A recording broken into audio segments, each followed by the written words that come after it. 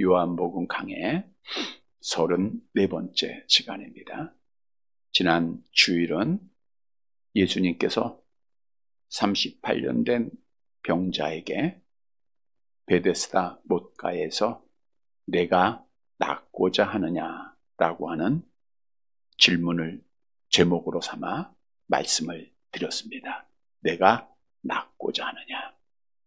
우리는 하나님의 은혜로 병들었던 영혼, 또 마음의 괴로움, 육신의 모든 질병들이 하나님 앞에 고침을 받은 자들입니다. 본래 하나님은 아름답게 우리를 창조하셨지만 아담의 타락으로 영혼이 병들고 마음이 괴로움 속에서 육체의 아픔의 연약함을 갖고 살다가 지옥에 가야 할 자들이었습니다.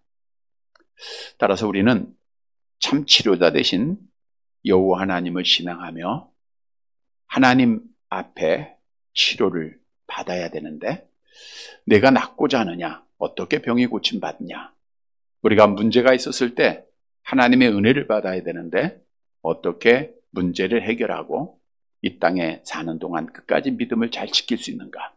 먼저는 38년 된 병자가 예루살렘의 그 베데스다 못으로 왔다고 하는 사실이에요. 베데스다는 은혜의 집이라고 하는 뜻이라고 그랬죠. 오늘날로 말하면 하나님께서 은혜를 예비하신 하나님의 성전, 교회를 찾았다는 거예요. 그래서 여러분이 문제가 있을 때, 교회를 찾을 때 하나님이 문제 해결해 주시고 우리의 모든 영적, 육적 병을 치료해 주시는 거예요. 또한 인내해야 됩니다. 38년 된 병자는 움직일 수도 없는 몸이었지만 소망을 갖고 인내하며 베데스다 못을 찾았다가 주님을 만나 나음을 받습니다. 우리도 한두 번 하다가 낙심하고 포기하는 것이 아니라 신앙생활은 끝까지 하는 겁니다. 우리가 끝까지 인내함으로 하나님 앞에 나음을 받아야 돼요. 그리고 이 환자는 예수님이 물이 움직일 때 나를 도와서 물로 인도해 주실 것을 바랬지만 예수님은 내 자리를 들고 가라 명하셨습니다. 이 명령에 순종하고 행할 때 그가 나음을 받았다고 하는 사실이죠. 따라서 주셨던 말씀을 통해서 우리는 다 병든 자들인데, 이 38년 된 병자처럼 하나님의 은혜의 교회를 날마다 찾고, 그리고 하나님 앞에 우리는 인내하고 하나님의 말씀 그대로 행하여서 하나님 앞에 날마다 치유함 받아서 건강하게 우리가 하나님 앞에 영광을 돌리고 믿음을 잘 지키는 사랑하는 성도들이 되시기를 다시 한번 주님의 이름으로 간절히 바랍니다. 여러분, 말씀드린 대로 우리는 아담의 타락으로 영적으로 치명적인 사망에 이르러야 할 자들이었습니다. 그러나 하나님께서 우리를 살리셨다라고 성경은 증언하고 있죠. 에베소 2장 1절 함께 봅니다. 그는 허물과 죄로 죽었던 너희를 살리셨도다. 우리의 영적 병을 치료하기 위해서 예수님께서 우리를 위해서 대신 고난을 받으셨음을 성경은 말씀해 주고 있는데, 우리가 어떻게 나음을 받았는가? 베드로전서 2장 24절에 답을 주고 있죠. 함께 봅니다. 친히 나무에 달려 그 몸으로 우리 죄를 담당하였으니 이는 우리로 죄에 대하여 죽고 의에 대하여 살게 하심이라. 그가 채찍에 맞음으로 너희가 나음을 얻었나니. 우리가 어떻게 나음을 받았어요? 예수님이 채찍에 맞음으로. 예수님께서 우리를 대신해서 채찍 맞으시고 고난당하시고 십자가에 죽으심으로 그 보배로운 피로 하나님 앞에 영적으로 나음을 받은 자들입니다. 또한 이 땅에 사는 동안 괴로운 많은 걱정스러운 일들이 있죠. 우리의 마음을 지배할 때 예수님이 말씀하죠. 수고하고 무거운 짐진 자들아 다 내게로 오라. 내가 너희를 쉬게 하리라. 주님을 찾을 때마다 주께서 참된 평강으로 우리에게 우리의 마음의 병을 치료하여 주셨죠. 뿐만 아니라 육신의 병도 우리는 다 다 갖고 사는 자들입니다. 크고 작은 병들 속에서 수많은 연약한 병들을 가지고 있어요. 그럼에도 불구하고 하나님은 우리를 치료해 주십니다. 좋은 약도 주시고 진료도 받게 하시고 수술도 받게 하시고 이 모든 것이 하나님의 은혜라는 거예요. 따라서 오늘도 우리가 하나님 앞에 주의 전에 이르러 예배하고 있는 모습은 내 영혼이 치료함 받았고 내 마음에 평안함을 주시고 병을 치료해 주시고 육신에 건강을 주신 하나님의 은혜인 줄 믿으시기를 바랍니다. 오늘 본문은 나음을 받은 38년 된 병자가 병을 고침받고 어떤 삶을 살아야 했는가를 말씀해 주고 있어요. 우리도 하나님의 은혜로 나음을 받았다고 하면 이런 삶을 살아야 된다고 하는 거죠. 따라서 나음을 받은 자의 삶으로 하나님께 영광을 돌리고 믿음을 잘 지키는 사랑하는 성도들이 되시기를 간절히 바랍니다. 첫째 대지로 나음을 받은 자는 주의를 주님의 말씀대로 지켜야 됩니다. 그러니까 내 마음 내 생각대로 형식적으로 지키는 것이 아니라 주의를 주님의 말씀대로 지켜라. 본문 10절 말씀을 함께 봅니다. 10절 같이 봅니다. 유대인들이 병 나은 사람에게 이르되 안식일인데 내가 자리를 들고 가는 것이 옳지 아니하니라. 여기서 유대인들은 일반 유대인을 말하는 것이 아니라 원문에 보니까 유대 종교 지도자들을 말하고 있습니다. 당시에 유대 종교 지도자들, 바리새인, 서기관들, 사두개인들 다 되겠죠. 제사장들. 이러한 그 종교 지도자들이 병 나은 사람. 병 나은 사람은 완료형으로 원문에 기록된 것을 보면 이 사람은 완전히 깨끗하게 100% 건강을 회복했다라고 하는 것을 말씀해 주고 있죠. 자, 그런데 이 종교 지도자들이 이 사람에게 와서 이런 말을 합니다. 내가 자리를 들고 가는 것이 옳지 않다. 내가 자리를 들고 가는 것이 옳지 않다. 여기서 자리라고 하는 것은 접었다 폈다 할 수 있는 침구인데 그냥 이 병든 가난한 자가 가지고 있었던 거적대기 같은 그런 것을 말하고 있습니다. 자, 그러면 왜 유대 종교 지도자들이 병이 고침받고 자기의 자리를 들고 가는 자를 향하여 내 자리를 들고 가는 게 옳지 않다라고 정죄하고 판단을 했는가? 당시 유대인들은 지켜야 할 율법을 가지고 있어요. 율법은 모세를 통해서 하나님께서 주신 말씀들이죠. 뿐만 아니라 장로들의 전통, 유전이 있었다고 하는 거예요. 그런데 유대인의 장로의 유전에 보면 안식일에는 짐을 운반할 수 없다. 이런 금령이 있었던 거예요. 그래서 유대 종교 지도자들은 안식일에 짐을 가지고 움직이는 이 고침받은 자에게 내가 안식일에 자리를 들고 가는 것이 옳지 않다라고 정죄하고 판단하고 있었다는 거예요. 여러분, 유대의 종교 지도자들은 사실 율법이 중요해요? 전통이 중요해요? 율법이 더 중요함에도 불구하고 전통을 귀하게 여겼어요. 그래서 예수님의 제자들이 예를 들어서 손을 씻지 않고 음식을 먹었다? 이게 율법에 있는 게 아니라 유전에 있는 거예요. 그걸 가지고 정죄하고 판단하지 않습니까? 또 예수님께서 세리와 함께 음식을 드실 때 그게 전통의 죄인들과 이방인들과 음식을 먹지 못하도록 되어 있거든요. 그거 가지고 예수님 정죄했던 거예요. 그래서 예수님께서 율법을 버리고 전통을 더 중요하게 여기는 자들을 책망했던 적이 있죠. 유대인들은 분명히 성경에 내 부모를 공경하라 라고 말씀하고 있는데 고르반, 내가 하나님 앞에 드린 몸이야 라고 말하기만 하면 부모를 공경하지 않아도 된다 라고 하는 생각과 또한 그 말씀을 그들이 전통적으로 실천해 가고 있었던 거예요. 그래서 예수님이 그들을 책망했잖아요. 너희가 율법을 버리고 전통을 지키느냐. 결국 하나님 앞에 심판받은 자들이 됐어요. 자, 이렇게 종교 지도자들은 전통을 중요하게 여기고 이 병 나은 사람을 정죄했던 거예요. 그때 이 병 나은 자가 저들에게 이렇게 말을 합니다. 본문 11절 말씀 봅니다. 같이 봅니다. 대답하되 나를 낫게 한 그가 자리를 들고 걸어가라 하더라 하니. 나를 낫게 한 그분이 그분이 자리를 들고, 지난주에 내 자리를 들고 걸어가, 일어나 걸어라 그랬잖아요. 그렇게 말씀하셨기 때문에 내가 그대로 하고 있다는 거예요. 자, 이 말씀을 잘 보면 병 고침 받은 자는 안식일에 짐을 옮겨서는 안 된다라고 하는 사실을 알고 있었을까요? 모르고 있었을까요? 알고 있었다는 거예요. 그도 유대인이었기에 전통에 의해서 안식일에 짐을 옮겨서는 안 된다는 것을 알고 있었다는 거예요. 잘 보세요.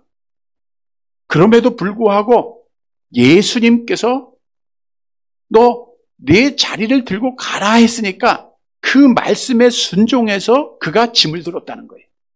자, 그러면 이 병자는, 나음 받은 자는 유대인들이 계속해서 내려오고는 전통을 지킨 거예요? 주님의 말씀을 지킨 거예요? 주님의 말씀을 지켰다는 거예요. 따라서 유대 종교 지도자들은 안식일을 범하게 한 자가 누구인가에 대해서 관심을 갖게 되죠. 본문 12절과 13절 말씀 함께 봅니다.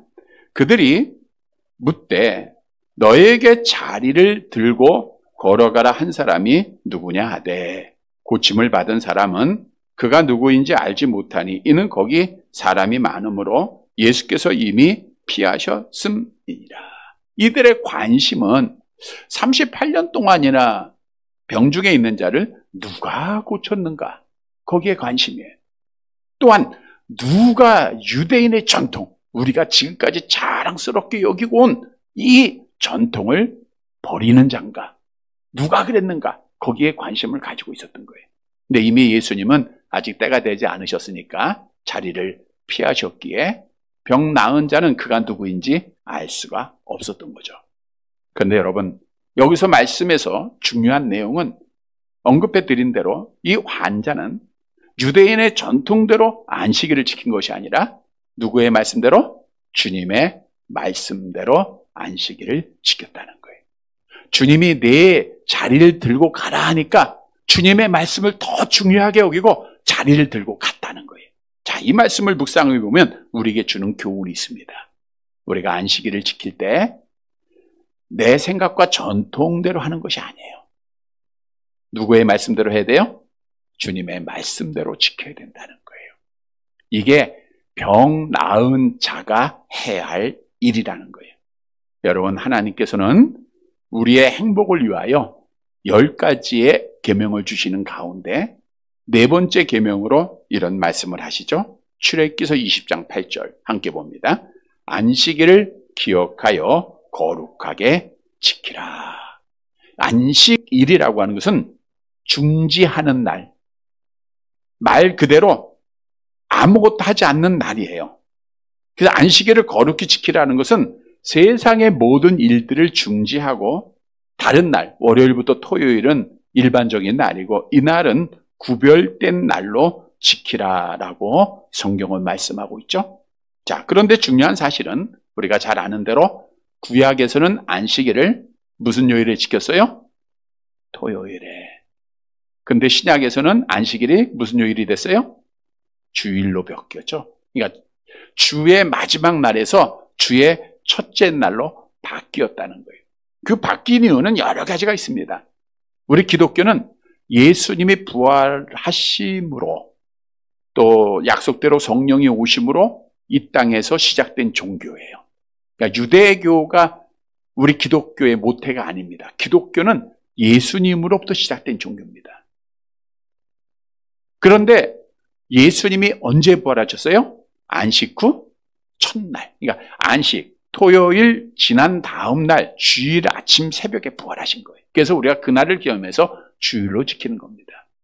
뿐만 아니라 성령을 받은 자들이 나가서 복음을 전해서 교회가 세워졌다 그랬죠. 성령이 어느 날에 임했느냐? 주일에 임했습니다.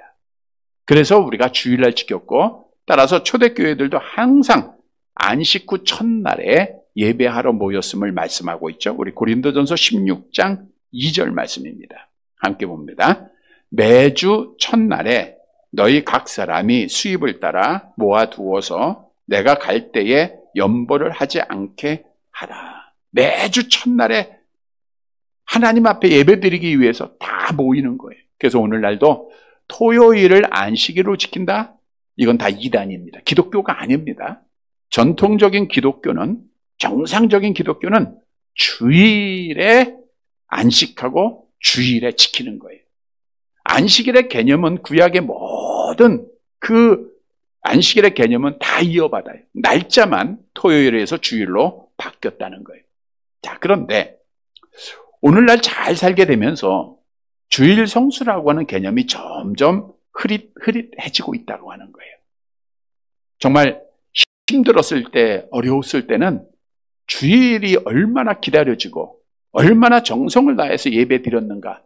우리 오랫동안 신앙생활 한 분들은 뒤돌아보면 쉽게 기억해낼 거예요. 오늘 마치 유대 종교 지도자들처럼 습관적으로 또 지키고 있어요. 성경 말씀보다 내 상황에 맞게, 내 생각에 맞게, 내 기준에 따라서 주일을 나름대로 지키고 있다는 거죠. 아, 내가 이 정도면 잘하는 거야. 여러분, 우리가 신앙하는 하나님은 어제나 오늘이나 영원토록 동일하신 분인 줄 믿으시기를 바랍니다. 하나님께서 우리에게 주신 성경 66권의 말씀은 어제나 오늘이나 영원토록 변함이 없는 진리라고 성경은 우리에게 증언하고 있죠. 시편 119편 160절입니다. 함께 봅니다. 주의 말씀의 강령은 진리이오니 주의 의로운 모든 규례들은 영원하리로다. 주의 말씀은 진리고 영원해요. 변할 수가 있어요, 없어요?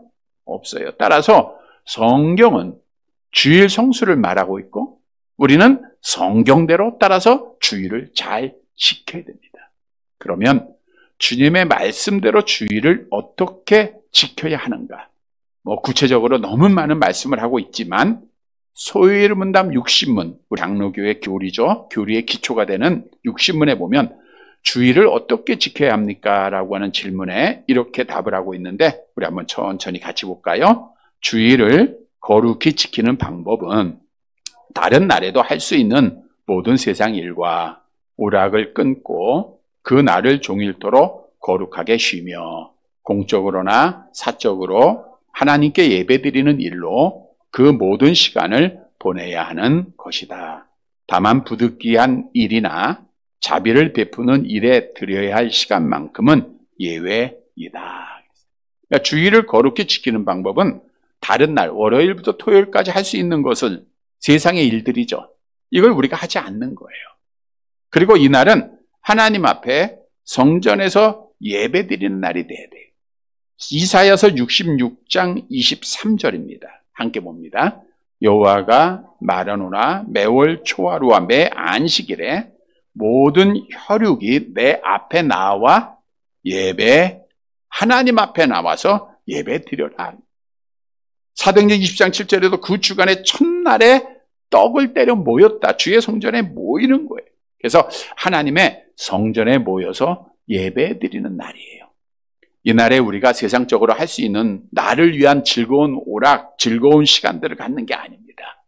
세상 사람들처럼 어디에 행사에 참석하고 친척의 결혼식에 이런 것이 아니라 예배하는 날이고 쉬는 날, 쉼을 통해서 회복이 이루어지거든요.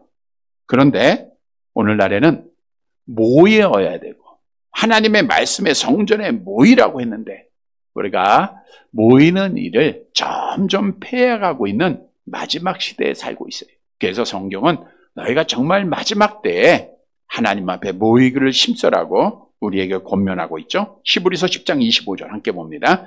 모이기를 폐하는 어떤 사람들의 습관과 같이 하지 말고 오직 권하여 그 날이 가까움을 볼수록 더욱 그리 하자. 그래서 우리는 주일에 세상 것을 끊고 월요일부터 토요일까지 할 수 있는 일을 우리가 쉬고 주일은 하나님 앞에 예배드리는 선을 행하는 일, 이러한 일들을 해야 돼요. 여러분, 성경은 진리라 그랬죠? 변함이 없다 그랬죠? 성경은 주일에 하나님의 말씀대로 성수하지 않는 자에게 어떤 경고를 하고 있는가? 출애굽기서 31장 15절입니다. 함께 봅니다. 엿새 동안은 일할 것이나 일곱째 날은 큰 안식일이니 여호와께 거룩한 것이라. 안식일에 일하는 자는 누구든지 반드시 죽을지니라. 하나님의 심판이에요. 그러나 주의를 우리가 주의 말씀대로 잘 지킬 때 하나님이 어떤 복을 약속하고 있는가? 이사야서 58장 13절 14절 함께 봅니다.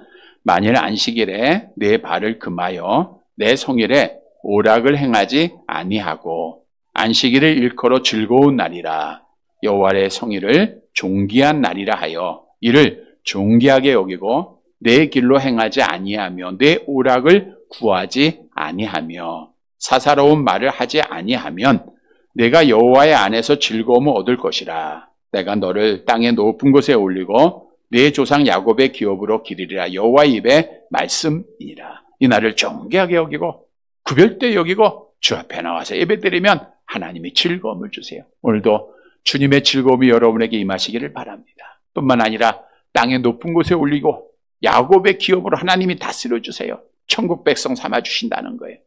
바꿔 얘기하면 천국 백성은 주일을 예배하며 성전에서 하나님 만나고 하나님 앞에 지켜야 돼요. 왜냐?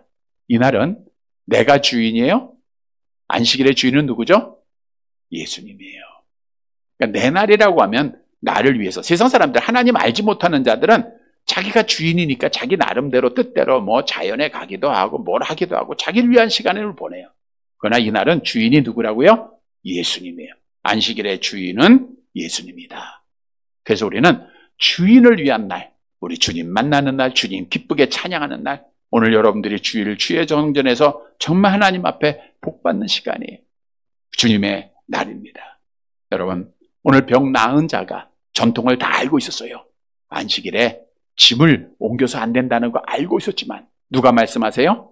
예수님 말씀하시니까 그 말씀대로 지켰다는 거예요. 우리도 하나님 앞에 병 나은 자들로서 세상 누가 뭐라 그래도 누가 어떤 박해를 하고 어떤 시험을 해도 오직 주님 말씀 따라 주일에 주의 성전에서 예배드리고 이 날을 잘 성수하여 우리 하나님 앞에 복을 받는 사랑하는 성도들이 되시기를 간절히 바랍니다. 두 번째로 병 나음 받은 자는 다시는 죄를 범하지 말아야 됩니다. 오늘 종교 지도자들과 병 나은 자가 변론한 후에 예수님께서 성전에서 그 사람을 다시 만나 주시죠. 본문 14절 말씀 봅니다. 같이 봅니다. 그 후에 예수께서 성전에서 그 사람을 만나 이르시되 보라 내가 나았으니 더 심한 것이 생기지 않게 다시는 죄를 범하지 말라 하시니. 예수께서 그 후에 성전에서 그 사람을 만납니다. 이 사람은 몸에 장애가 가지고 있었기 때문에 성전 안에 들어올 수 없었던 자예요. 그래서 성전 바깥들에 있는 연못에까지는 그가 병고침을 받기 위해서 갔지만 성전 안에 들어올 수가 없었던 자예요. 그러나 이제는 깨끗해졌잖아요. 완전히 고침받았잖아요. 그래서 그는 감사함으로 하나님을 예배하기 위하여 성전에 들어가게 되고 그 성전에서 예수님이 만나 주십니다. 예수님이 만나 그에게 뭐라고 말씀했어요? 내가 나았으니 더 심한 것이 생기지 않도록 다시는 뭐하라? 죄를 범하지 말라. 더 심한 것이란 더 나쁜 것을 말하고 있는데 38년 동안이라 그를 지배하고 있던 질병보다 더한 질병을 말씀해주고 있는 거예요. 그러니까 이 말씀에 보면 이 38년 된 병자는 뭐 때문에 병을 가지고 있었던 거예요? 죄 때문에 병을 가지고 있었다라는 것을 알 수가 있죠. 여러분, 대부분의 많은 사람들이 그래요. 내가 아프고 힘들고 어려우면 죄 때문에 무슨 죄가 많아서 이런 생각들을 많이 갖죠. 그러나 성경에는 물론 오늘 본문의 말씀처럼 죄로 인한 아픔이 있고 병이 있을 수도 있지만 모든 병이 그렇지 않다고 하는 것을 우리가 알고 우리의 생각 속에서 기준 속에서 판단해서는 안 되겠죠. 날 때부터 맹인된 사람을 보고 예수님의 제자들이 예수님 앞에 질문합니다. 선생님, 이 날 때부터 맹인된 이 사람은 누구의 죄 때문입니까?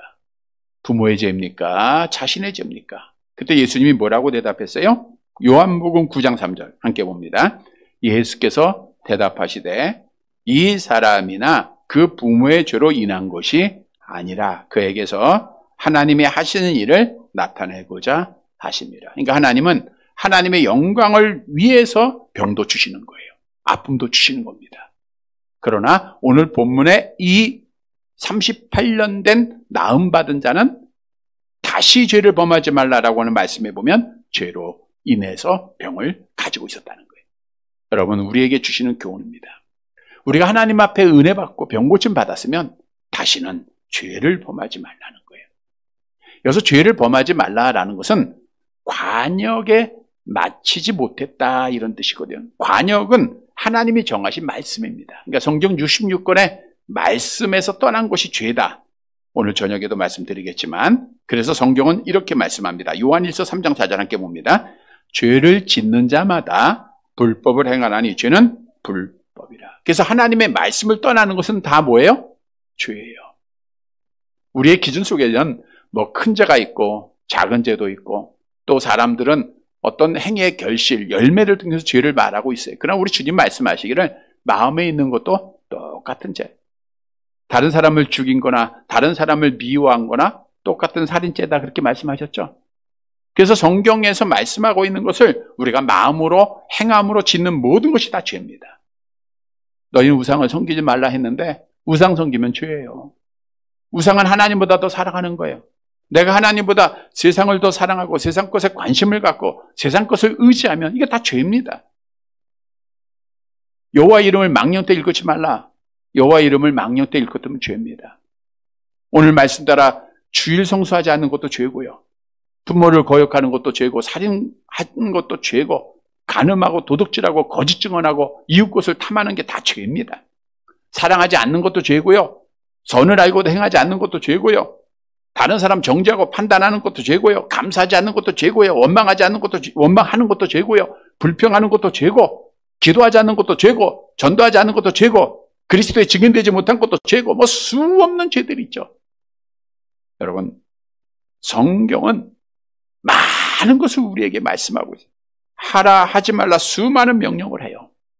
그러니까 우리가 하라는 것을 하고, 그러니까 신앙생활은 어떻게 보면 참 단순해요. 기독교 신앙처럼 단순한 게 없어요. 하라는 건 어떻게 하면 돼요? 하면 되고, 하지 말라면 안 하면 되는데 그게 어려워서 그렇죠. 그래서 하라는 것 하지 않으면 죄고, 하지 말라는 것 하라면 죄입니다. 하는 것 죄예요. 그래서 우리는 하나님 앞에 더 이상 범죄하지 않도록 해야 돼요. 그러면 죄를 범하지 않기 위해서는 어떻게 할 것인가? 성경이 우리에게 이런 답을 주고 있죠. 시편 119편 11절 함께 봅니다.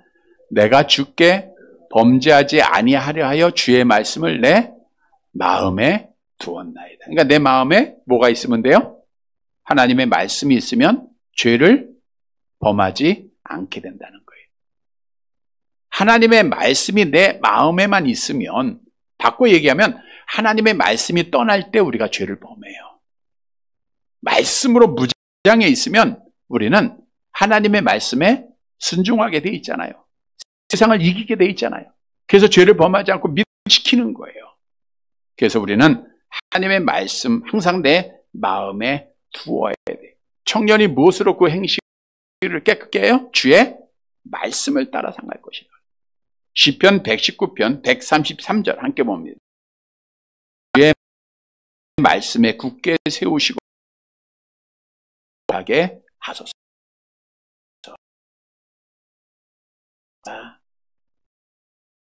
여러분, 말씀 많이 읽으시고 들으시고 묵상하시고 금방 잊어버리죠.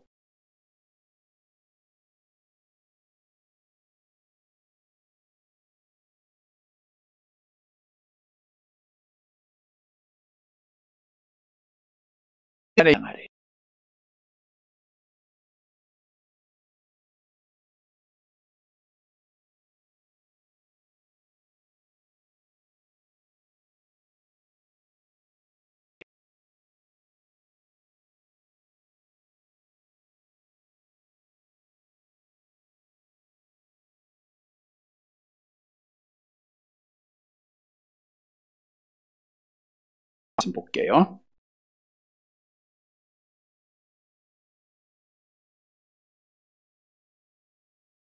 를 고친 이는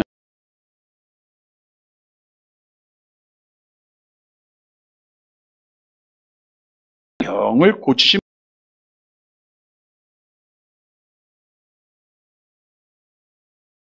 분,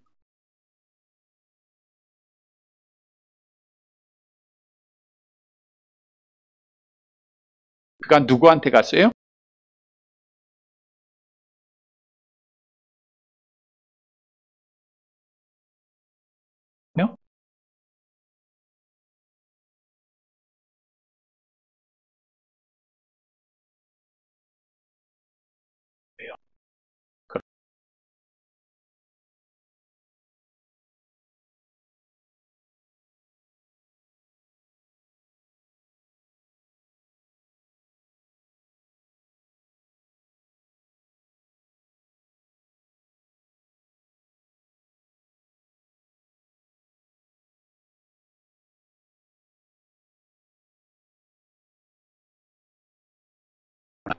이 병,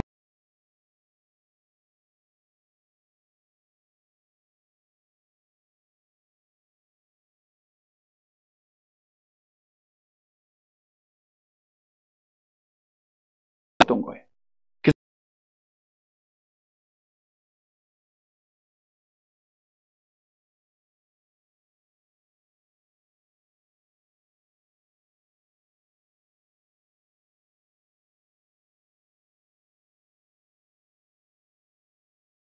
그리고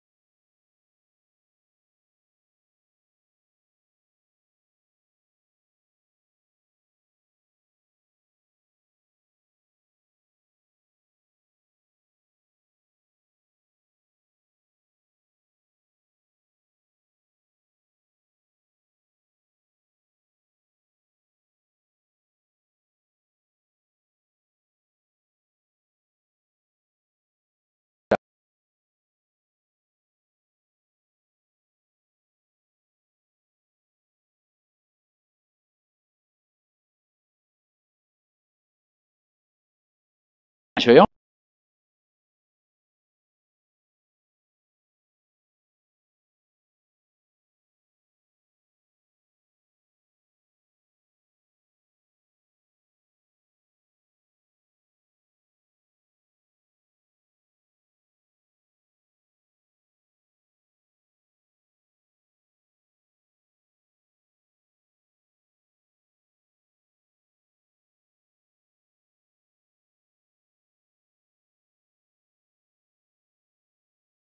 예수님이 앞절에서 하나님과 나는 같은 분이야. 내가 하나님이야 라고 하니까 아주 그냥 경로하게 되죠.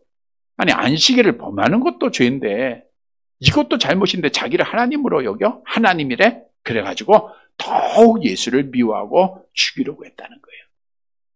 그래서 결국은 이제 1년 후에, 지금 이제 두 번째 유월절이죠. 세 번째 유월절 지나고 예수님이 십자가에 죽게 되시죠. 자, 여기서 중요한 내용은 병 나은 자를 보세요. 병 나은 자는 예수가 자기의 병을 고쳤다고 하는 것을 알고 그는 담대해졌습니다. 너무 감격스러웠어요. 그래서 그는 종교 지도자들한테 가서 당당하게 외쳤다는 거예요. 예수가 내 병 고쳤어요. 예수가 나에게 은혜를 줬어요. 그분은 능력자야. 그분은 구원자야. 여러분, 우리에게 주는 교훈입니다. 정말 우리가 병을 나았다고 하면 나음받은 자는 예수님을 증언하는 자가 되어야 된다는 거예요. 여러분, 누가 나의 영혼의 병을 고쳐줬어요? 우리 주님이 고쳐줬잖아요. 누가 우리의 마음에 평안함을 주세요? 우리 주님이 주시잖아요. 누가 지금 우리 이만큼 건강하게 해주셨어요? 우리 하나님이, 우리 주님이 건강하게 해주신 거 아니에요? 그러면 우리가 나음을 받고 이만큼 편안하고 이만큼 잘 살고 이만큼 건강하면 우리도 가서 증언해야죠. 궁금해하는 자들이 얼마나 많습니까? 내가 만난 예수, 나에게 은혜를 주신 예수를 증언하는 거예요. 우리가 요한복음 4장에서도 그 사마리아 수가성의 여인, 예수님을 만나고 영생의 물을 마셨잖아요. 그리고 너무너무 감격스러워서 물동이 버려두고 성에 들어가서 뭐라고 외쳤어요? 내가 누구를 만났다? 그리스도를. 내가 메시아 만났어. 와서 봐. 여러분, 이 외침을 하는 자가 하나님 앞에 나음받은 자라는 거예요. 공회원들이 베드로에게 너는 예수에 대해서 아무 말도 하지 마라고 할 때에 내가 하나님 앞에서 너희 말 듣는 곳이 옳으냐, 하나님의 말씀 듣는 곳이 옳으냐 판단해봐라 하고 말씀하시기를 우리는 보고 들은 것. 나를 낫게 하신 예수를 증언하지 않을 수 없다라고 그가 말했잖아요. 따라서 우리도 하나님 앞에 복음 전하는, 예수를 전하는 자들이 돼야 돼요. 우리가 지난 수요일에 이런 말씀을 주셨죠. 고린도전서 9장 16절 함께 봅니다. 내가 복음을 전할지라도 자랑할 것이 없으면 내가 부득불할 일임이라. 만일 복음을 전하지 아니하면 내게 화가 있을 것이다. 복음을 전하지 않으면 내게 화가 있다. 말씀드린 대로 이 화라고 하는 것은 예수님께서 외식하는 자에게 사용했던 단어예요. 화 있을진저 바리새인과 서기관들이에요. 다시 말하면 내가 예수님의 은혜로 구원받고 병고침받고 예수를 전하지 않으면 외식하는 신앙생활이라는 거예요. 여러분, 우리가 지금 얼마나 외식하고 있는가 돌아보면서 이제 병 나은 것을 깨닫고 오늘 이 38년 된 병자처럼 이제는 내 병을 고쳐주신 예수님을 자랑하는 자가 돼야 돼. 누구를 만나든지 이 예수님 전해야 됩니다. 성경도 예수님을 전하는 자에게 이런 복을 약속하고 있죠. 누가복음 6장 23절 함께 봅니다. 그날에 기뻐하고 뛰놀라 하늘에서 너희 상이 큼이라.